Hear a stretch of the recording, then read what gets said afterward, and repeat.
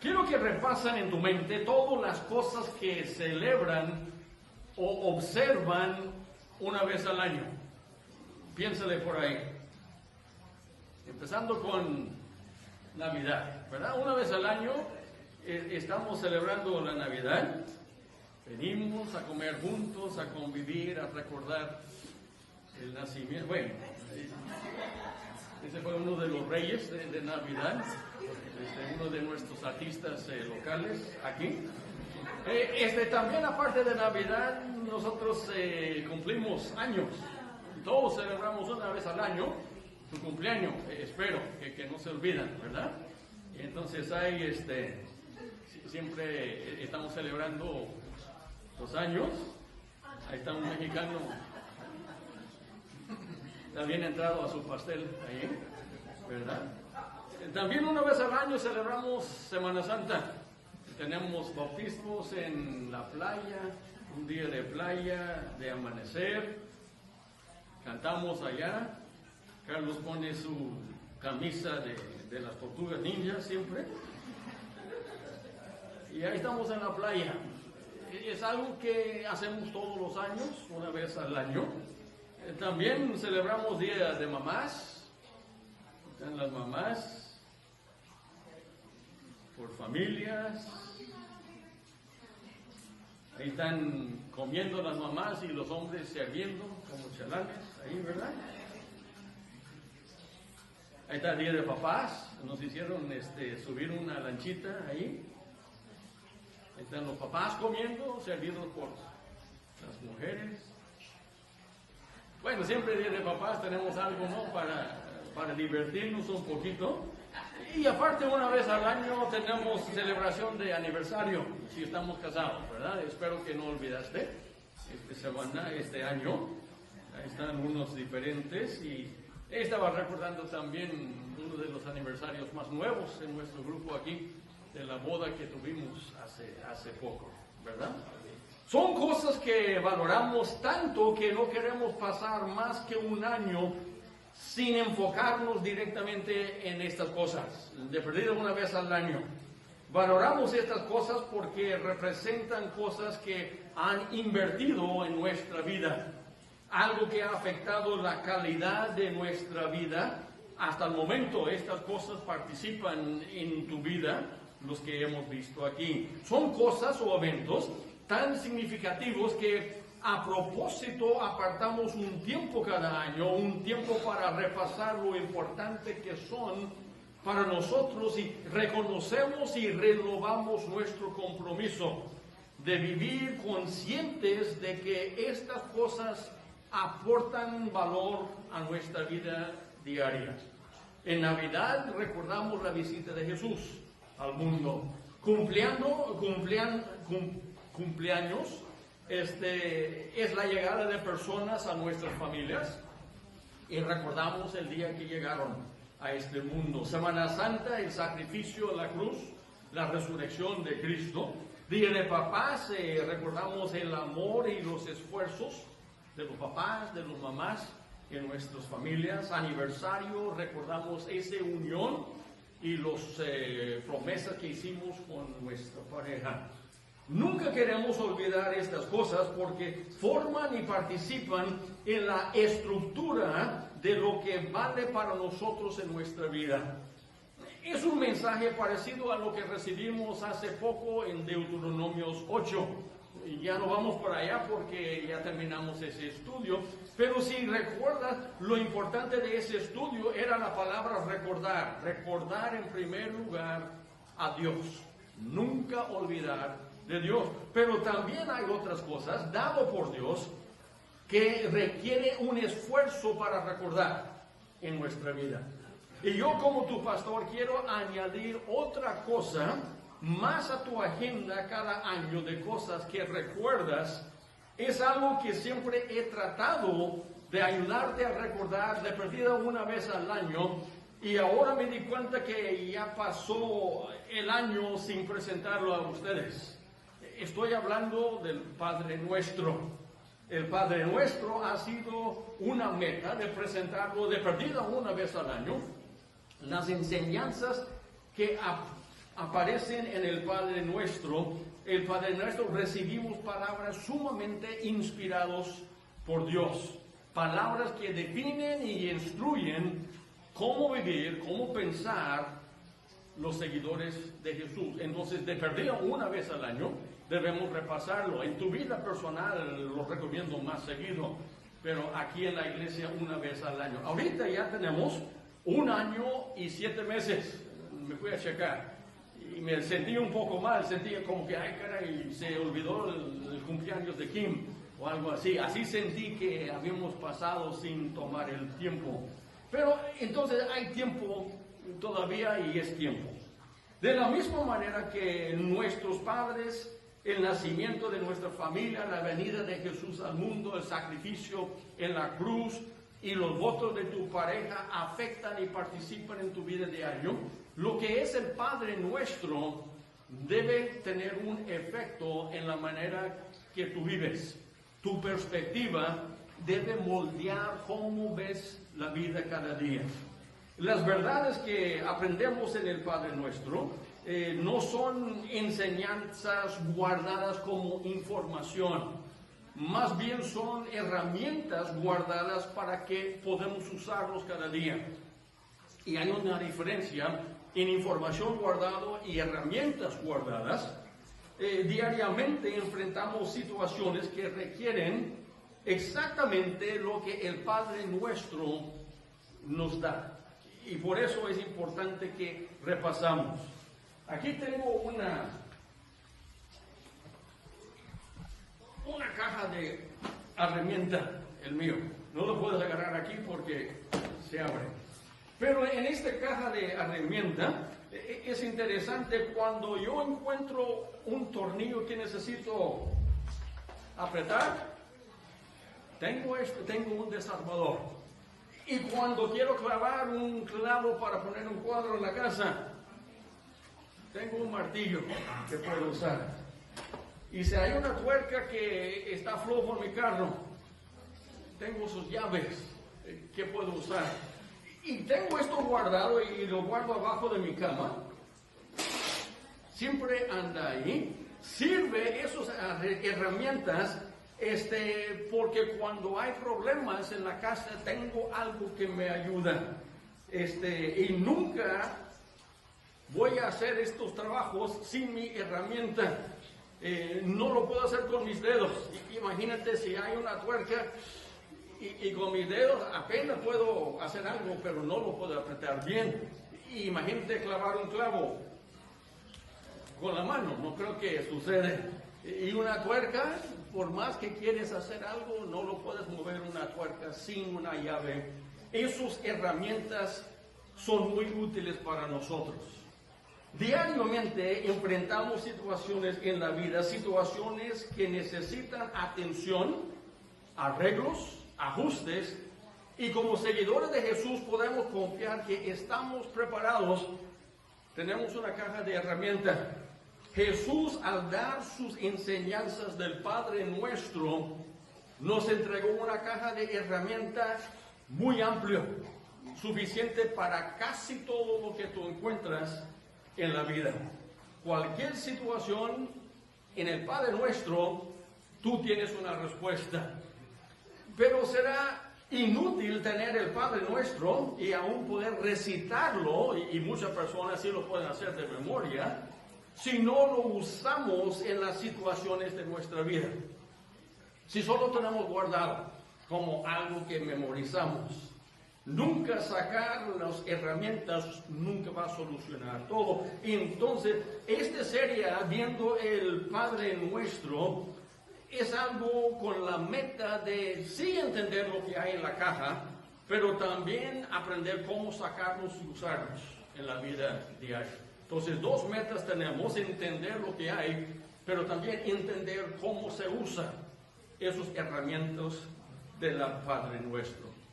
Lo aplicamos. Y por eso una vez al año necesitamos abrir la caja, necesitamos ver lo que hay y necesitamos repasar cómo aplicarlos a nuestra vida.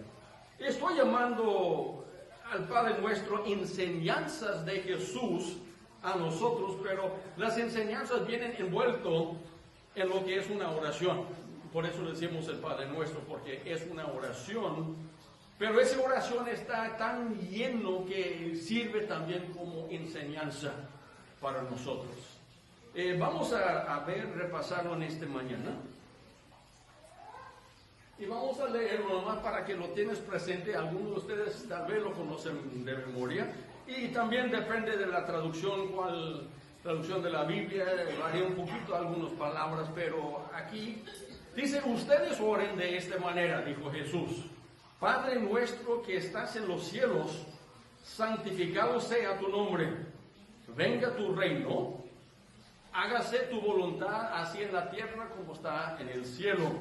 Danos hoy el pan nuestro de cada día y perdónanos nuestras deudas como también nosotros hemos perdonado a nuestros deudores. Y no nos metas en tentación, sino líbranos del mal, porque tuyo es el reino y el poder y la gloria para siempre. Amén. La inspiración de Jesús al escoger a propósito la primera palabra demuestra que sus palabras vienen directamente del corazón de Dios. ¿Qué es la primera palabra? Padre. Así empieza con una palabra Padre. Y la enseñanza tan solo de esta palabra merece varios sermones. No tengas miedo, lo vamos a cubrir en un solo sermón, pero sí abarca este concepto para varios sermones.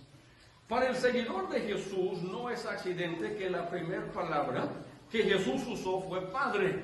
Es intencional esa primera palabra.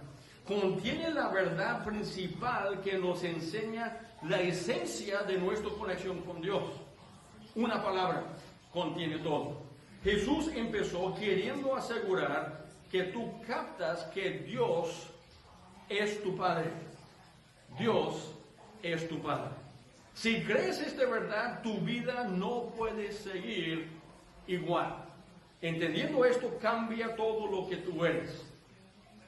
Recuerden que no tiene ni un mes que estuvimos viendo en Deuteronomios 8, este mismo mensaje. Moisés dijo en el Antiguo Testamento a Israel que deben comprender en su corazón, recuerda, que el Señor tu Dios te está tratando como un padre a su hijo. Antiguo Testamento es un mensaje claro. Jesús en el Nuevo Testamento escogió en primer lugar la palabra Padre para revelar a sus discípulos cómo deben entender su vida con Dios. Y obviamente en identificar a Dios como tu Padre, haces una declaración acerca de tu propia identidad, porque al decir Dios es mi Padre, también está diciendo yo soy su hijo. Dios es mi Padre y yo soy su hijo. Son dos declaraciones implícitas en usar la palabra Padre para Dios. Es interesante cómo nosotros seguido hacemos referencia a nuestros padres aquí en este mundo. Ellos nos ayudan a entender quiénes somos. Piensa en esto. Yo tengo el privilegio de una amistad con el hermano Gary. Y cada semana tratamos de salirnos el miércoles para desayunar y tener un tiempo juntos. Y yo creo que no hay semana que estoy con Gary y no escucho que Gary hace un comentario acerca de su padre. Se trata de un comentario, no toda la conversación, pero hay frases que revelan quién era el padre de Gary y esos aparecen seguidos. Ahí está el papá de Gary. Lo puse esto en el Face ayer y a lo mejor estaba pensando, ¿quién será este hombre? ¿Quién es el hijo de este hombre? Y le digo, este es el papá de Gary. Se ve en la nariz tantito, ¿verdad? Así que es padre y hijo. Yo he aprendido que el padre de Gary era un hombre fuerte, un hombre duro, un hombre valiente, un hombre trabajador, un hombre que enseñó mucho a su hijo Gary, lo enseñó a trabajar, es muy trabajador. Y en la Segunda Guerra Mundial su padre fue herido con una bala de 50 calibres. No sé si conoces esas balas, pero son de esos grandotes que usan las metralletas, y esa bala se traspasó sus piernas y destruyó los huesos en las dos piernas. Tardó mucho en recuperarse su papá, y la verdad nunca se recuperó bien de esa herida que recibió en la guerra. Se nota que el hermano Gary entiende su propia identidad dentro del contexto de su padre. ¿Cómo sé? Porque cada vez que lo veo sale un pedacito de su papá en su conversación. Y seguramente en nuestras conversaciones y desayunos yo también saco pedacitos de mi papá. Y yo creo que Gary, por escuchar algo de mi papá, entiende un poquito mejor la identidad de su amigo Nicolás. Usamos nuestros papás para definir nuestra identidad. Obviamente tenemos que recordar que no somos nuestros papás. Tenemos una identidad propia, distinto de nuestro padre, pero conociendo a nuestro padre sin duda afecta nuestra identidad. En este mundo, ese efecto de conocer a su padre puede ser positivo o puede ser negativo. Digo esto porque en este mundo los padres no son perfectos, y por más buenos que son, nuestros padres tienen debilidades, somos seres humanos. Será una bendición cuando recibimos algo bueno de nuestro Padre y se transfiera y participa en nuestra identidad. Pero de otra manera podemos recibir una maldición si participamos en las debilidades de nuestro Padre y las incorporamos en nuestra identidad. Hay dos posibilidades. Nuestra identidad puede ser mejor por la conexión con nuestro Padre, o puede ser peor por una conexión con nuestro Padre. Sea positivo o negativo, no hay duda de que nuestro Padre terrenal participa en nuestra identidad. De cualquier forma, participa con nosotros. Aún para la persona que no conoce a su Padre, su identidad lo afecta. Dice, ¿cómo es posible, Nicolás? Bueno, han hecho muchos estudios de personas que nunca conocieron a su padre. Y hay un sentimiento principal que aparece en todos los que estudiaron.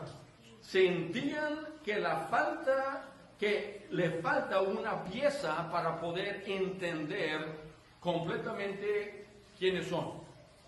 El no conocer a su padre, falta algo, aunque su identidad sí existe, pero falta una pieza porque no pueden accesar a su padre. Y la mayoría de los que estudiaron estaban dispuestos a tratar de encontrar a su padre desconocido, o de perdida hallar información acerca de quién era o cómo era su padre, aun si no lo podían conocer en persona. Es interesante porque toda la historia identifica a nosotros como nuestros padres. Identidad de su padre siempre trae valor para tu identidad.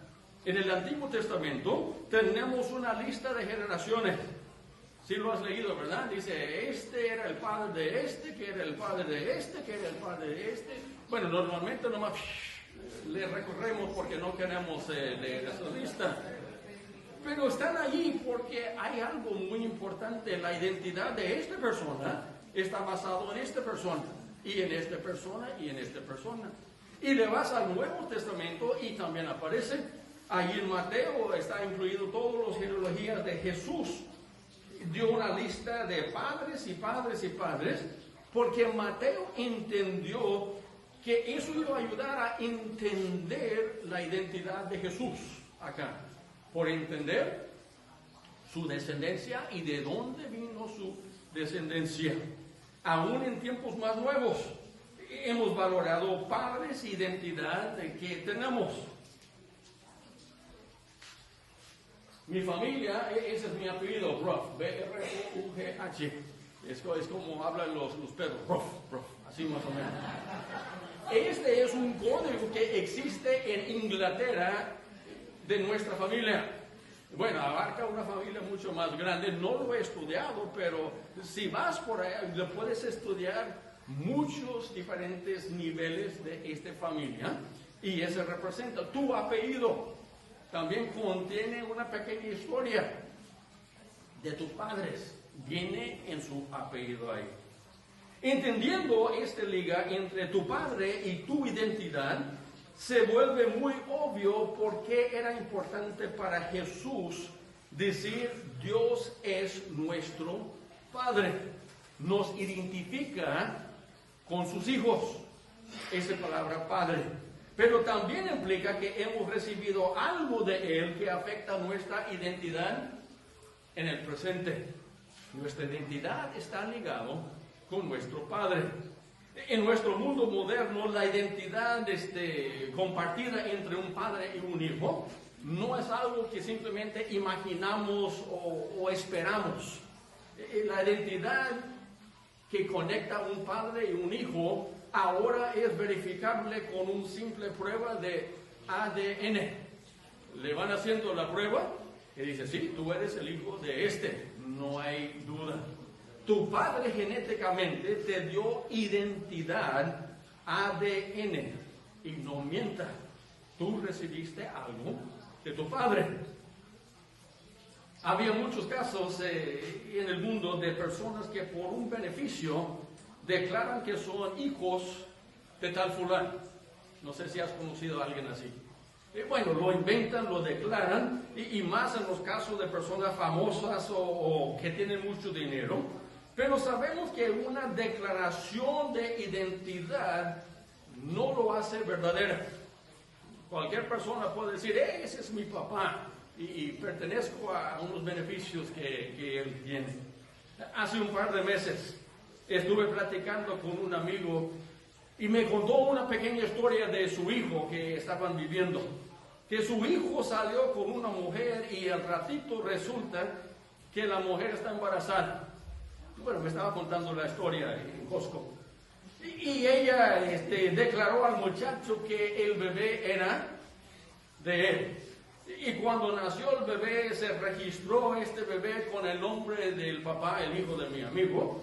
Y al ratito la mujer ya no quería ver nada con él, más que lo demandó porque quería que él se involucrara en pagar el mantenimiento de su hijo, porque él es el papá. Legalmente, mi amigo se metió a ayudar a su hijo y obligaron a la mujer a hacer una prueba de ADN. ¿Y qué crees? Resulta que no es. Ella lo declaró y lo estaba queriendo exprimir unos beneficios de él. Y ahí fue otro pleito porque ya tenían que pelear para quitar el nombre del papá de su acta de nacimiento que ya estaba registrado. Bueno, fue un gran problema. Ese padre, dijo ella, es de mi hijo, declaró una identidad con el fin de recibir beneficios, pero una declaración de ser hijo no es suficiente para hacer realidad esa identidad que une a un padre y un hijo. Como pastor, he escuchado a la gente declarando algo parecido a esa mujer mentirosa. He escuchado personas que dicen, todos somos hijos de Dios. No sé si has oído a alguien así. Que todos somos hijos de Dios. Dios es el Padre de la humanidad. Ay, qué bonito suena eso, ¿verdad? Que todos somos hijos de Dios. Y esa declaración suena bonito porque así todos imaginan a Dios amable y preocupado por ellos, y por eso lo imaginan porque quieren recibir bendición de su padre, igual como esa mujer lo estaba buscando. Y el problema con esa teoría es esto: la Biblia nunca enseña que todos en este mundo son hijos de Dios. Nicolás, yo pensé que no. La Biblia nunca dice que todos somos hijos de Dios. Esa es una idea implantada en la mente de los seres humanos para engañarlos acerca de la verdadera situación que existe. Pero el puesto del hijo no es una cosa segura. Nosotros no recibimos ser hijo por ser creados. Somos creación de Dios todos, pero no somos hijos. Todos son creados por Dios, pero la creación está caída. ¿Qué quiere decir esto?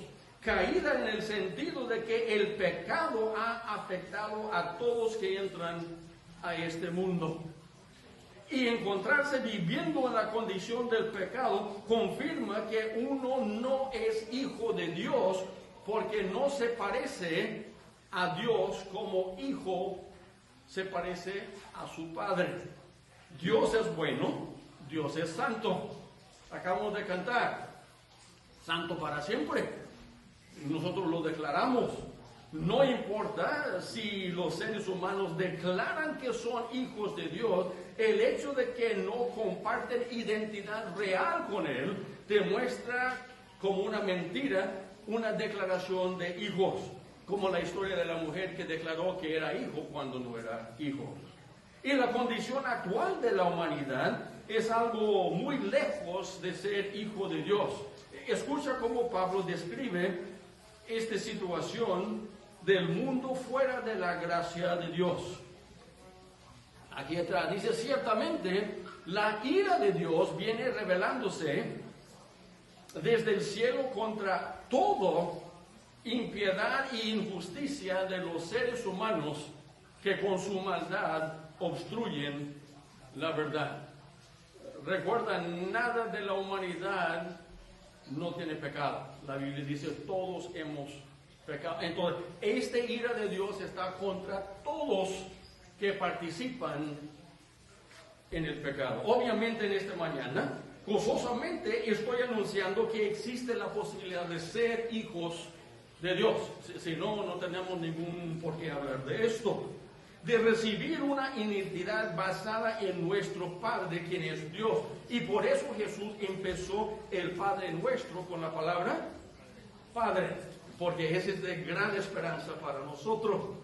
Pero esta relación de padre e hijo no es nada natural o automático en este mundo, ni siquiera se hace realidad solamente porque alguien declara que yo soy hijo de Dios. Pablo, hablando a los cristianos en Éfeso, y está hablando de la identidad de los hijos de Dios que son cristianos, lo recuerda a los cristianos la situación en que sufrían ellos antes de conocer a Cristo. Mira cómo lo pone. Está hablando a cristianos. Dice, todos nosotros en otro tiempo, antes de conocer a Cristo, vivíamos en las pasiones de nuestra carne, satisfaciendo los deseos de la carne y de la mente, y éramos por naturaleza ¿qué? Hijos de ira, lo mismo que todos los demás.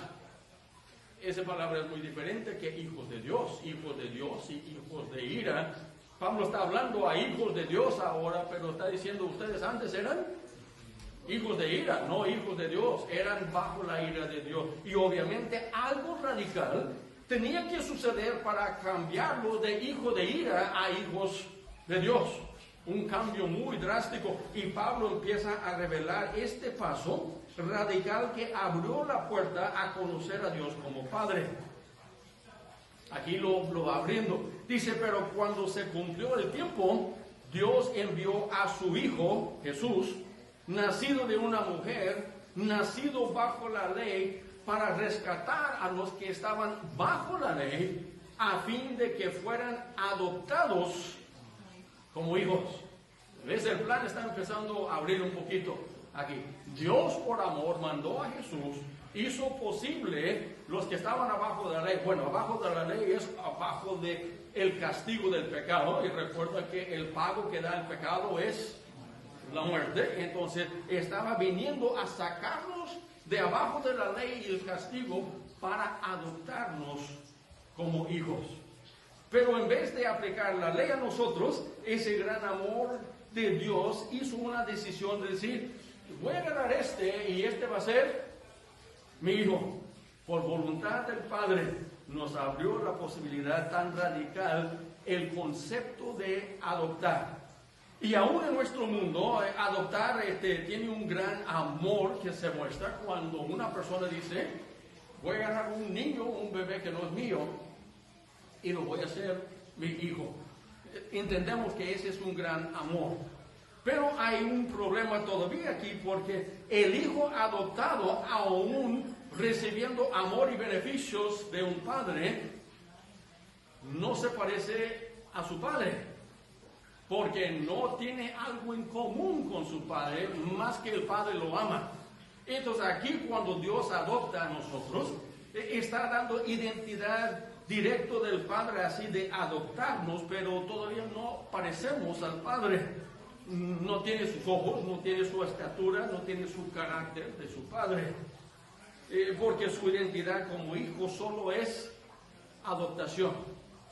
Que es bonito, es mejor que no ser adoptados, ¿verdad? Pero no es todo completo. La oferta de ser adoptados como hijos de Dios, aún siendo algo increíble por parte de Dios, no es suficiente. Entonces Dios no solo quiere adoptar y ofrecernos beneficios como un hijo, Dios quiere ver en ti un reflejo de Él mismo como un padre verdadero con su hijo. Quiere, por decir, darte un pedacito de su ADN para reproducir en ti, el hijo, lo que existe en el Padre. ¿Sí me está siguiendo? Quiere poner algo en ti que es propio, no solo adoptarte como un niño. Y eso es muy radical, mucho más radical que adoptarte. La gracia de Dios, no solo tomando una decisión de amarte, sino la gracia de Dios milagrosamente cambiándote a un hijo actual. Ese es otro paso completo. Y aquí Juan habla de ese paso. Juan dice aquí en Juan 1:12, dice, mas cuanto lo recibieron, hablando de los que recibieron a Jesús, a los que creen en su nombre, les dio el derecho de ser hijos de Dios. No adoptados, hijos de Dios. Estos no nacen de la sangre, ni por deseos naturales, ni por voluntad humana, sino que nacen de Dios. Estamos hablando de un nacimiento sobrenatural. Y Juan sigue anunciando este milagro radical cuando dice aquí, fíjense qué gran amor nos ha dado el Padre, que se nos llama hijos de Dios, y lo somos. No dice lo solo es que está llamándonos eso, sí lo somos ese hijo que Él está llamando. Y seguimos aquí leyendo un poquito más de Juan. Dice, el mundo no nos conoce precisamente porque no lo conoció a Él, a Jesús. Queridos hermanos, ahora somos hijos de Dios, pero todavía no se ha manifestado lo que habremos de ser. Sabemos, sin embargo, que cuando Cristo venga, seremos semejantes a Él, porque lo veremos tal como es. Todo el que tiene esta esperanza en Cristo se purifica a sí mismo, así como Él es puro. ¿Entiende lo que Dios quiere en nosotros? Es una semejanza entre Cristo y nosotros. No una declaración que soy hijo de Dios, no. Una cosa que compartimos algo real de naturaleza con Él. Dios nos llama hijos y Juan afirma, y sí lo somos. Tanto que el mundo, aquí dice que el mundo no conoce a nosotros, porque no conocieron a Jesús, porque no somos de este mundo. Entonces estamos hablando de algo espiritual que ni siquiera el mundo reconoce en Jesús, ni en nosotros, pero no lo reconoce porque lo compartimos nosotros como hijos de Dios. ¿Qué dijo Jesús a Nicodemo? ¿Recuerda esa historia? Bonita historia. Jesús dijo a Nicodemo cuando estaba preguntando acerca de cómo entrar al reino, dice, de veras te aseguro, Nicodemo, que quien no nazca de nuevo no puede ver el reino de Dios. Esto era tan radical para Nicodemo que él preguntó a Jesús una cosa que suena como tontería. Escúchalo, dice, ¿cómo puede uno nacer de nuevo siendo ya viejo? ¿Acaso puede entrar por segunda vez al vientre de su madre y volver a nacer? Nicodemo no entendió este concepto porque era muy radical, un nacimiento real en Dios.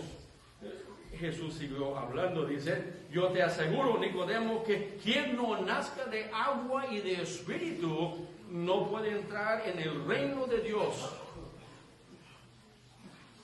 Y al final dijo, lo que nace de cuerpo es cuerpo, lo que nace de espíritu es espíritu. No te sorprendas de que te haya dicho, tienes que nacer de nuevo. Nacer, dice, de agua y de espíritu. ¿Eso qué es? Agua es bautismo. Bautismo representa fe, representa arrepentimiento. Entonces, cuando fe y arrepentimiento están naciendo, y también el Espíritu, que estamos hablando de Pentecostés, cuando mandó el Espíritu, cuando nacemos de agua y de Espíritu, volvemos una criatura nueva, no somos la misma persona, estamos naciendo algo distinto. Jesús mandó su Espíritu para invadir el corazón de los creyentes. Con la llegada del Espíritu sucede un nacimiento divino. Das cuenta que Dios puso una chispa de su propia persona en nosotros. El Espíritu podemos imaginarlo como el ADN de Dios mismo, ahora ya nosotros. Y con ese Espíritu nosotros empieza a producir las cualidades de nuestro Padre Celestial. Escucha a Pedro hablar de este milagro del nacer de los hijos de Dios.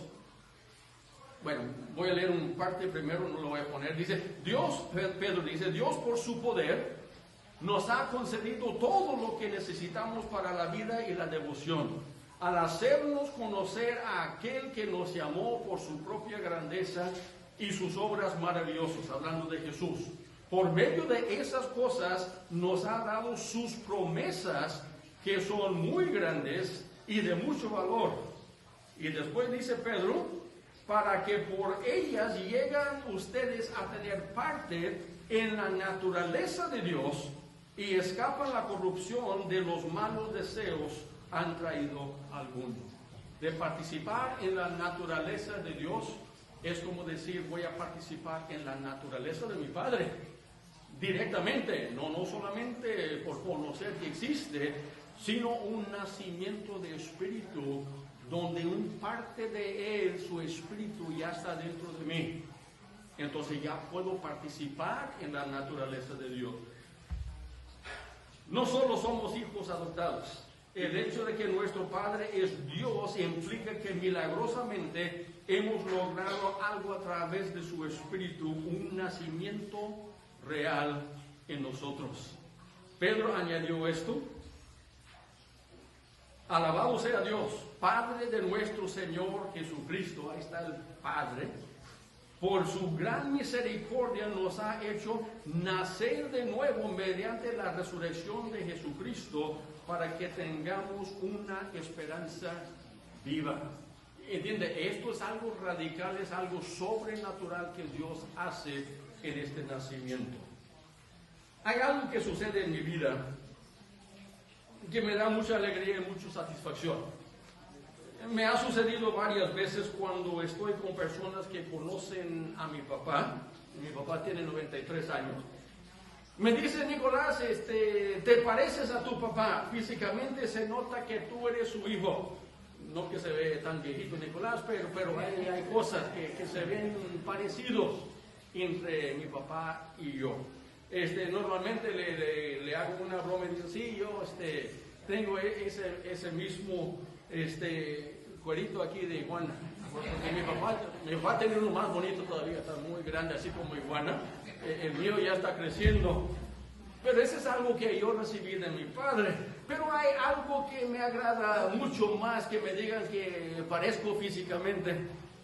A veces me dicen, Nicolás, tienes el mismo espíritu y amor que tu papá tenía para el ministerio. Lo veo también en ti. Tu carácter, tus dones parecen a tu papá. Eso sí me hace sentir bonito. Porque he recibido algo de mi Padre de bendición que es suficiente para que otra persona lo puede conectar con mi papá que conocen y dice, lo vemos también en ti. El mandamiento de Dios de honrar a su Padre, lo siento muy real por compartir esa identidad con mi Padre.